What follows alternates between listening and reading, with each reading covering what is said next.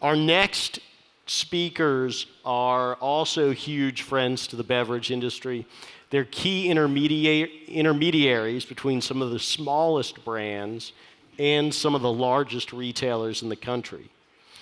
Now, it didn't used to have to be that way, but the growth in importance of premium products for stores, the fast spread of information about different trends and product types, and the competition from online sourcing means that to properly service accounts with brands that'll bring in consumers, even the largest of distributors in the country have to have both the knowledge of the cutting edge and the nimbleness to source from it. So in that kind of innovation forward environment, it would seem that when dealing with retailers and distributors, brands have the momentum. And I think so many of you wouldn't be here if you didn't recognize that opportunity. But how do you take it and combine it with a distributor's resources to build a category for a retailer? And then how do you move from incubation to widespread growth? We're lucky to be able to hear from KeHE's own Katie Paul and Alex Marx on the ways that analytics and channel awareness and innovation can combine to help brands work with distributors and establish a national presence even as things keep changing. Please welcome Katie Paul, who's the VP for Category Management and Growth Solutions at KeHE, and Alex Marx, the Director of Customer Insights and Growth Solutions at KeHE, as they walk us through it.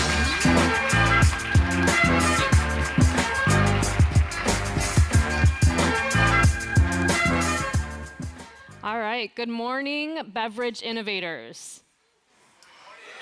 Okay. We're really Alex and I are so excited to be here. I mean, the passion in the room, the experience in the room, it just is what pumps us up. So we want to get going and kind of talk more around the changing landscape of distribution as it relates to natural and specialty products, and beverage is a huge piece of that. So the agenda, I'm going to run through kind of the next generation distributor and what that means to us at KeHE.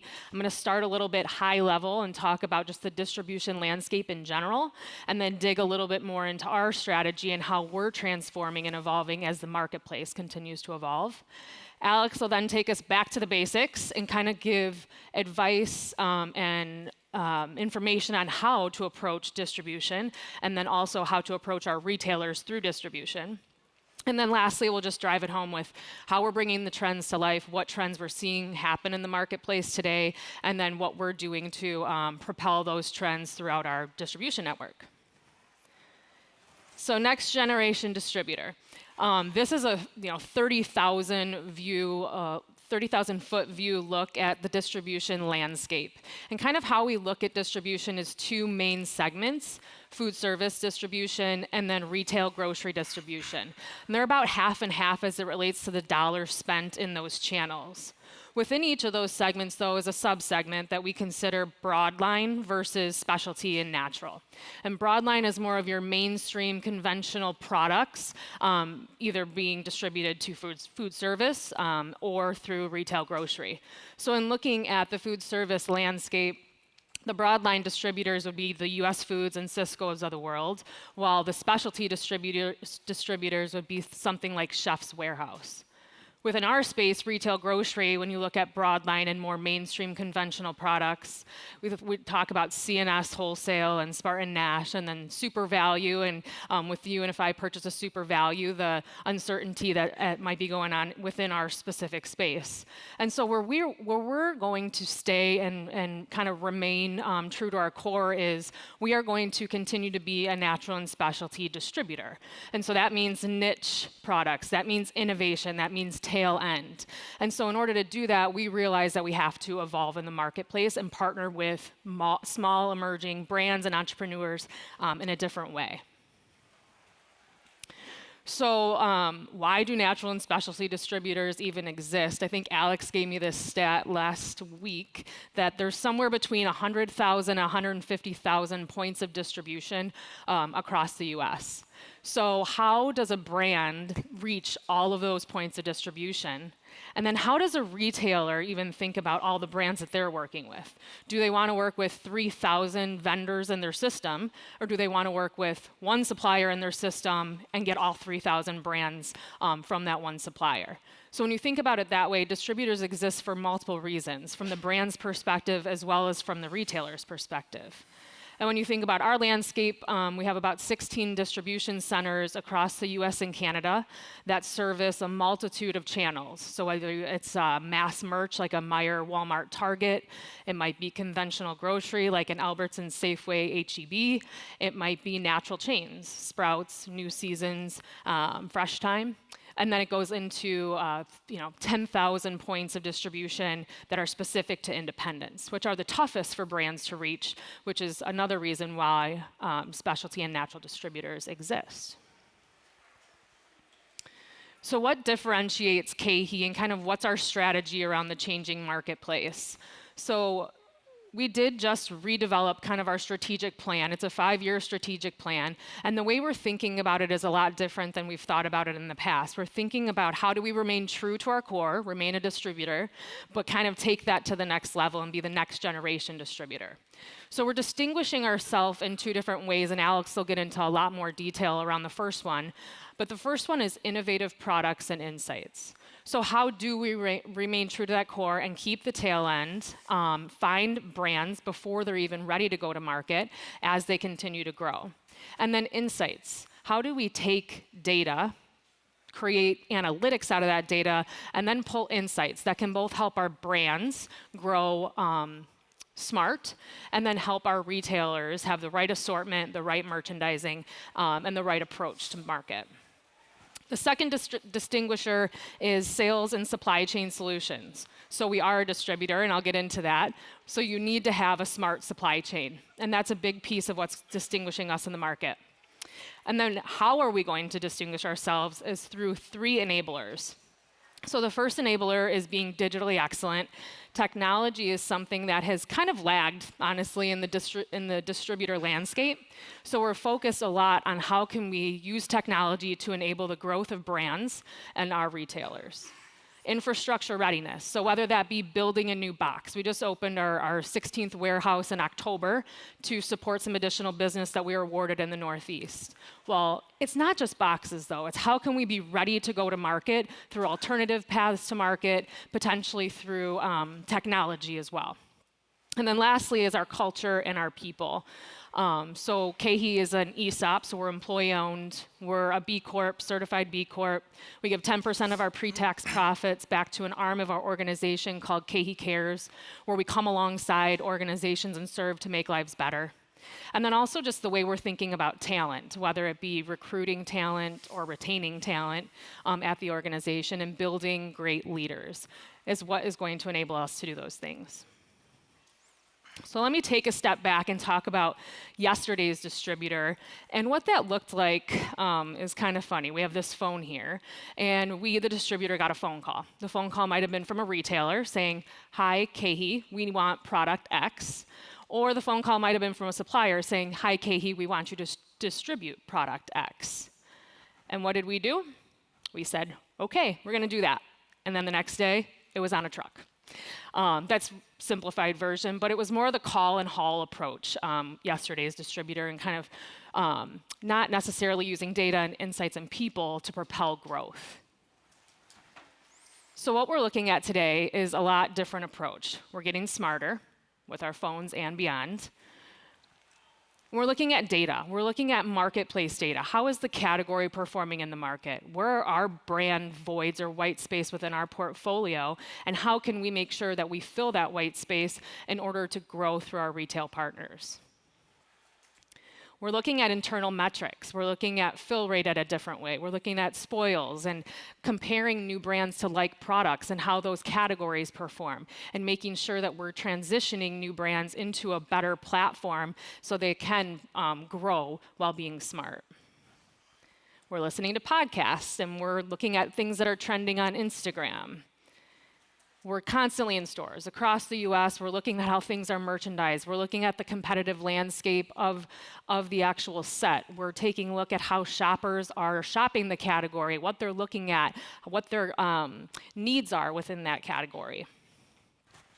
We have our growth solutions and our category management teams. We've put a lot of resources towards these teams because this is what's going to distinguish us and take us from a call and haul type distributor to a growth partner.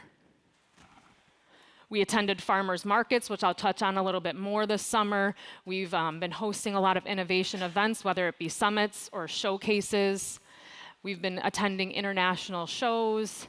And then finally, we take all of that. We take all that data, insights, experience, knowledge, and then we kind of synthesize everything, and then we figure out if it's right for the truck. And then we send the truck, because that's smart growth, and it's the way that we have to evolve to ensure that our brands are successful and our retailers are successful. Turn it over to you. Thank you.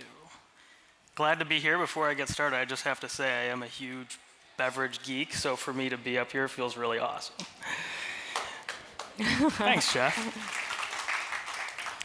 Okay, so I'm going to take us, it's a little bit back to the basics. This is mostly geared towards founders, startups, but really anybody who wants to kind of recalibrate their approach and with their go-to-market strategy. So we know this guy, bear with me. This is Dr. Evil. So if I had $1 for every brand that came to KeHE and said, I want to be in Walmart, Target, Sprouts, every independent, I mean, you name it, Katie and I could fly to Santa Monica every weekend and maybe stay at the Lowe's Hotel.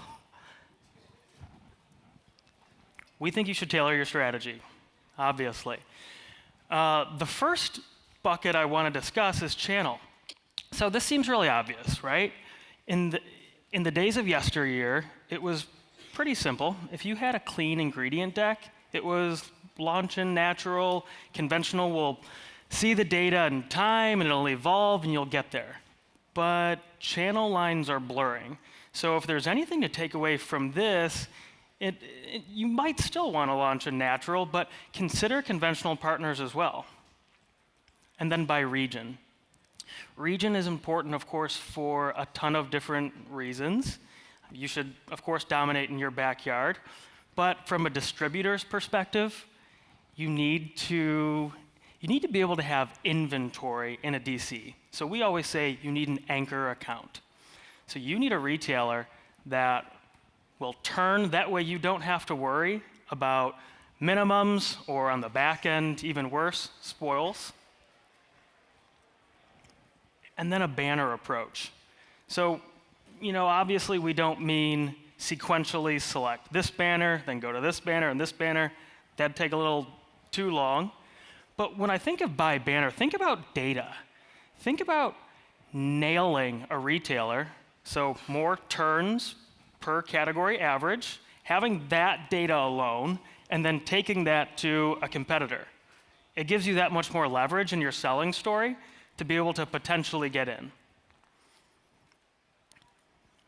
And then, of course, when we talk about banner, brick and mortar is one thing, but there's also all these other players now. We could have taken up 20 slides of just e-commerce players that are really doing a good job.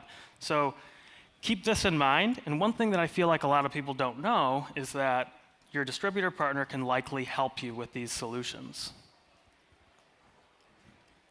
And then again, before you have world domination, we have a couple other 5 things we think are key to growth, really before you get started, and things to remind yourselves along the way. So 1, make sure you have the right people. I've heard a couple presentations this morning, and this is obviously a trend. Know when to hire a sales VP, an ops VP. Know when you should try to tackle national brokerage versus regional. Understand when to attend what shows. So with finite capital, you can't go to every single show. It's impossible. And there's so many of them. So try to tailor a strategy and have Say you want to go to an Expo West, Summer Fancy, of course a KeHE show, don't forget BevNET. And then create a promo roadmap strategy with your retail and distributor partner. This can seem really complex. We have a roadmap, and candidly, it can be a little bit daunting if you don't know what all these terms are. But I think one thing that will surprise you is people just love to help people. We at KeHE, we want to help you and guide you through this roadmap process. And retailers do too. And then this one's my favorite. So, fish where the fish are. I always think of this analogy. So, you can either fish in a fishbowl or a lake. And we see so many times people channel all their energy towards a little fishbowl when there's a lake behind them with tons of big fish. So focus your energy where you're going to get those turns. And then finally, analyze what makes you unique in the marketplace, which leads me to this next slide. So if you walk down a beverage aisle, or you walk up to a cooler and you see all of these beverages, if you don't have a unique value prop against these guys, you might be in trouble.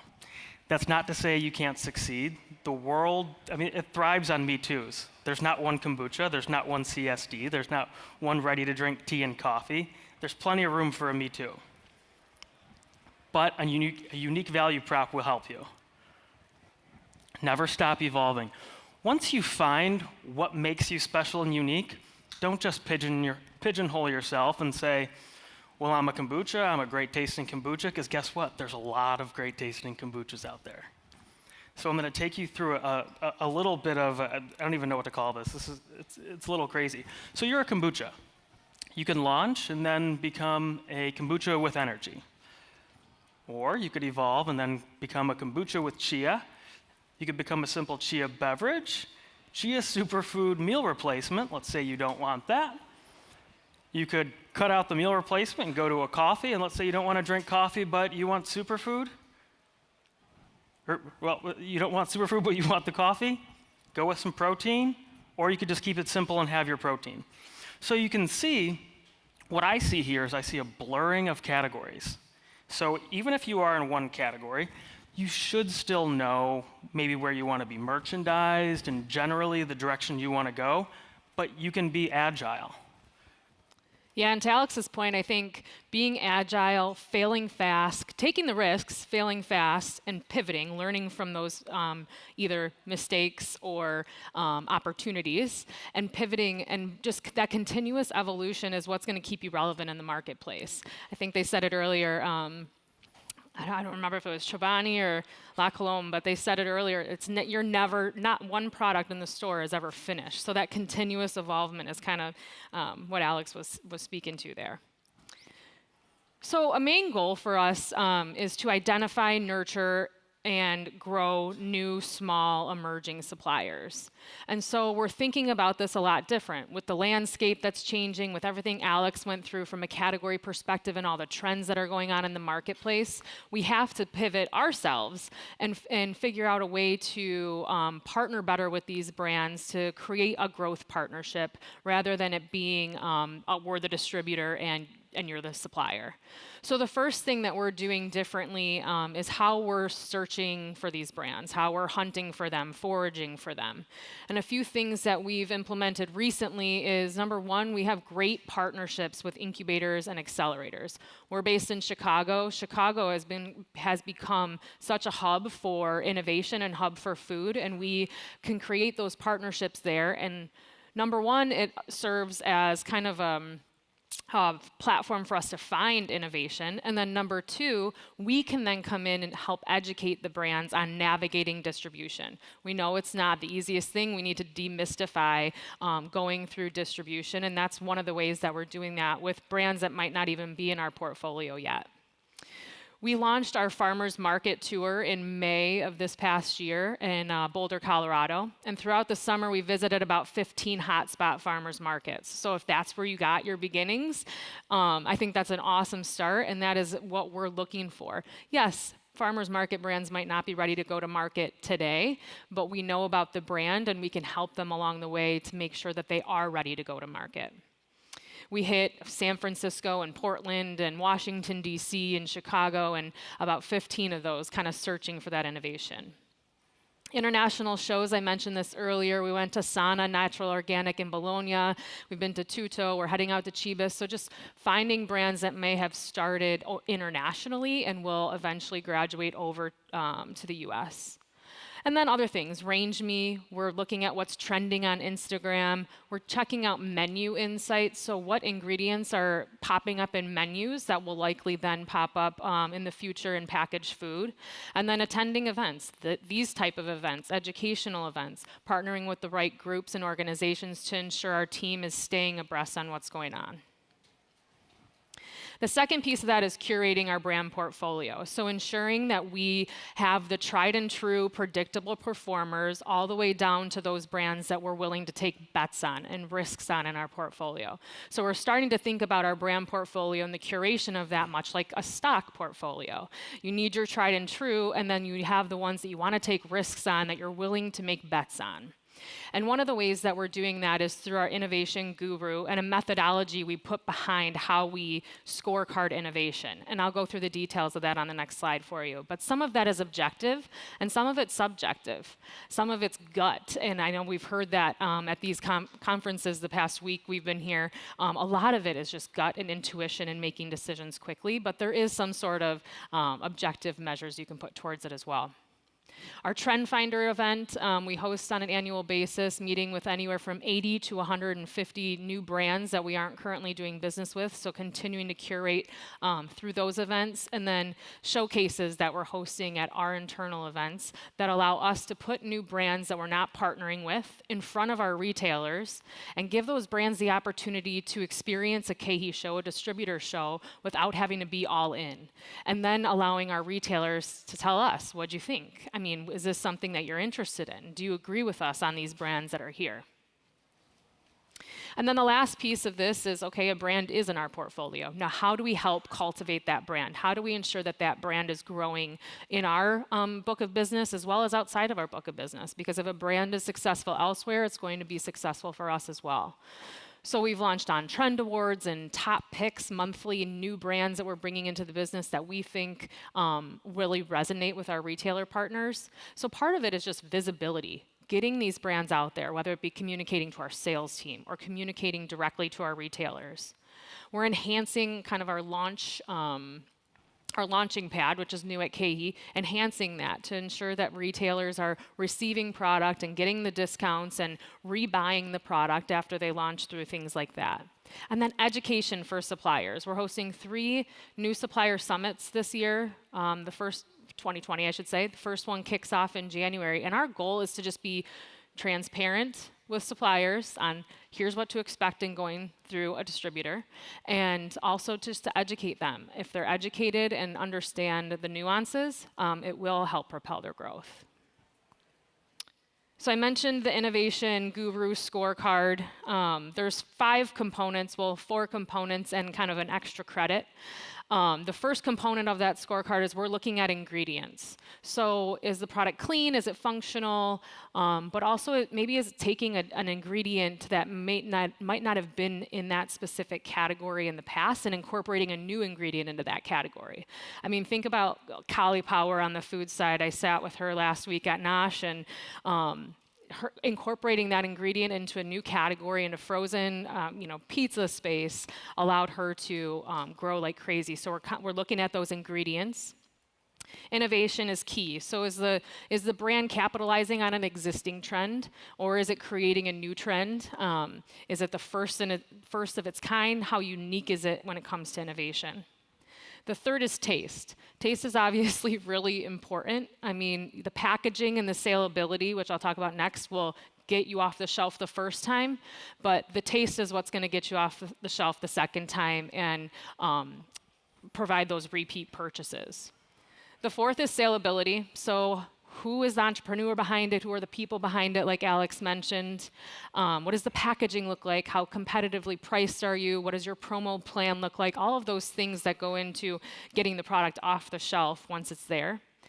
And then the extra credit is more around sustainable practices, transparency that the brands have. We look a lot at mission-based brands. Are the brands doing something above and beyond selling their product, which was mentioned earlier today as well? We want to make sure that we're aligning with brands that we have similar like mindsets, and we want to make sure that consumers have brands that also resonate and kind of have the same goals and expectations that they want. I'll let you drive it home. Okay, we've got about 4 minutes left, and we want to hit that couch with Jeff, so I'll speed through some of these. Actually, maybe we'll just look at them at a high level for the sake of time. A couple things to point out real quick, though, would be, well, our 2020 trends we are releasing really soon. You can find those on our Instagram, KeHE USA. We're going to really blast it out all over the place, so I hope it's not a secret.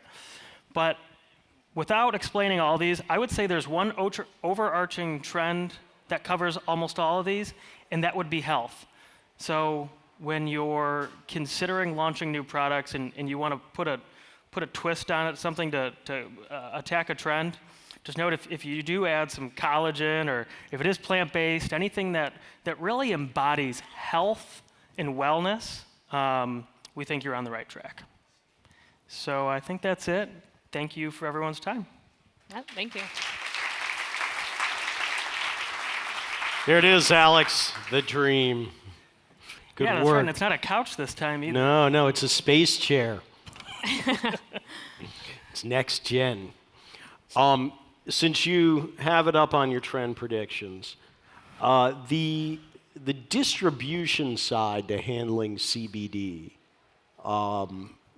in the past year, how has it evolved, and how are you going to look at it in the year to come?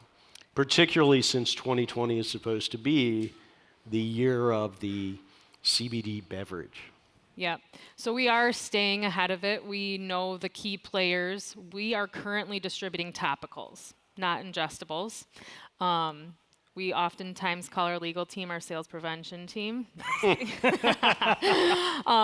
So yeah, we have about 10 topical brands that we're carrying right now. We're keeping a close eye. We hired third-party counsel to just make sure that we're staying ahead of what's going to happen throughout 2020 and that we're ready once something's through the FDA. Do you have a prediction as to, so aside from CBD, are you carrying hemp ingestibles? So hemp seed, not hemp extract, yes. Okay. What's it going to take? I think it's going to take the FDA, honestly. I think from a legal standpoint, if we could run from a category management standpoint, we would be all in right now. But I think it's going to take a little bit more regulation around the products. All right. So you guys mentioned these supplier summits. Where are they going to happen? All Chicago, or? No, so our first one's happening in San Francisco in January, just prior to the Winter Fancy Food Show.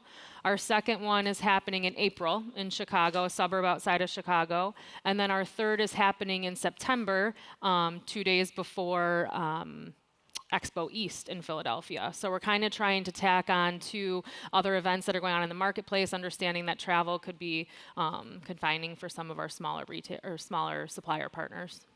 So we talked about the need to really embrace trends really quickly, and that brands can sort of pull these trends together into new product and reach the shelf. I guess the question for y'all is it better to be on trend or ahead of trend?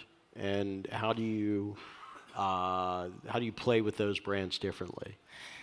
I think it's better to be more of a futuristic visionary in the world of distributorship, because if you are, then you're going to be already on that trend in the current state. So I mean, we're really looking at trends that I think are 3, 4, 5 years out, and that is why we go to the farmers markets, et cetera. I mean, I think everybody knows that CBD is here today, but maybe there's a derivative of something similar that we can latch onto. So I'd say it's much more future oriented. We talked about direct-to-consumer as a way of building a brand or being complementary in the omni-channel sense. What's the biggest obstacle for those brands or biggest challenge as they move from the screen to the shelf? I think first of all, we're using, and we see it as a positive sometimes. I think it's a launching pad to get that consumer base, and then hopefully once it is on shelf, those consumers are still shopping in store as well.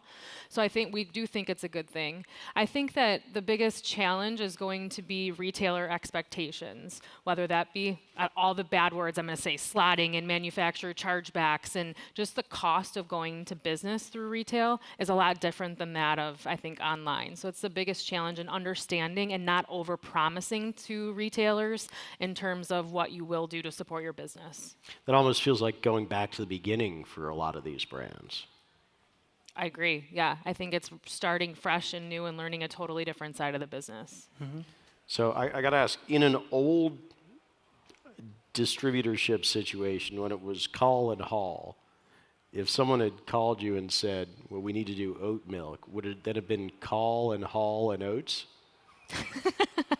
Good one. Nice, Jeff. Thank you guys so much for staying here and enduring that. Thank you, Jeff. Thank you. Hey, it's Ray Latif with Taste Radio. If you like what you just saw, hit subscribe and ding the bell. You'll be happy you did.